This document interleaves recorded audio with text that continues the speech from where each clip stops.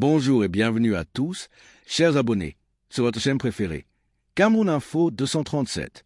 Aujourd'hui, nous plongeons au cœur de l'actualité politique camerounaise pour décrypter un message fort du leader du MRC, le professeur Maurice Kamto. Le titre de notre reportage est évocateur. La trahison selon Maurice Kamto, réflexion sur les mots du leadership politique au Cameroun. Dans cette analyse détaillée, nous allons décortiquer les récentes déclarations de M. Kamto sur les trahisons, les lâchetés et la jalousie qui minent la sphère politique. Nous allons également revenir sur sa décision surprenante de ne donner aucun mot d'ordre de vote pour la prochaine élection présidentielle et ce que cela signifie concrètement pour vous, l'électeur camerounais, dans votre vie de tous les jours. Alors, restez avec nous pour comprendre les enjeux cachés derrière les mots du leader du MRC. Mais avant de commencer, nous vous demandons amicalement de nous donner un pouce bleu pour encourager notre travail et la qualité de l'information que nous vous offrons. Et si ce n'est pas encore fait, abonnez-vous à la chaîne Cameroun Info 237 et activez la cloche de notification pour rester scotché à toutes nos prochaines mises à jour et analyses. C'est parti! Douala Yaoundé, le leader du mouvement pour la renaissance du Cameroun, MRC, le professeur Maurice Kamto, a récemment publié des réflexions qui, bien qu'à caractère philosophique et personnel, résonnent fortement avec les dynamiques brutales du paysage politique camerounais. En évoquant explicitement les thèmes de la trahison, des lâchetés, de la jalousie et de la haine, Kamto lève un coin de voile sur les réalités amères qui minent souvent les mouvements d'opposition et les alliances politiques dans le pays. L'amère leçon de l'expérience politique. Dans sa publication, Maurice Kamto insiste sur le fait que son endurance politique est le fruit d'une expérience des hommes et des lois qui gouvernent la vie. Ce passage n'est pas anodin. Il suggère que les hauts et les bas de sa carrière, notamment depuis l'élection présidentielle de 2018, ont été jalonnés par des déceptions profondes. Le texte déplore: elles m'ont appris à discerner les fourvoiements de bonne foi du cynisme, à me méfier de la grandiloquence des flatteurs, des applaudissements hystériques et autres formes de débordement des cœurs. Analyse et réalité camerounaise. Ce constat reflète une réalité fréquente dans la sphère publique et politique au Cameroun. La culture du transhumance.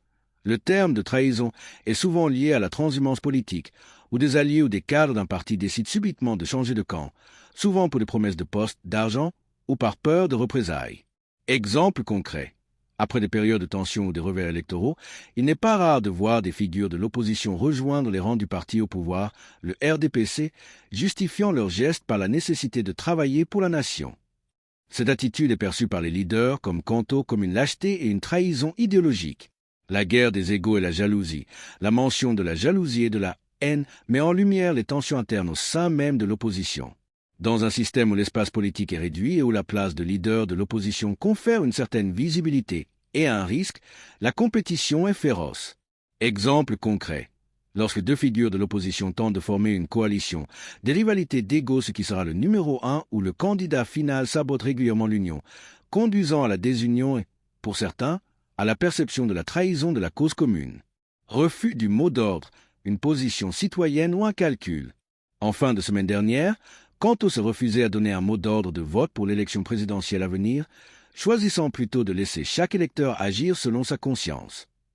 Cette position, bien que saluée par certains comme un geste de maturité démocratique, est intimement liée à ses réflexions sur la trahison. Lien avec la méfiance. Le refus de donner une consigne de vote pourrait être interprété comme une prise de distance après avoir été échaudé par les débordements de cœur et la grandiloquence des flatteurs.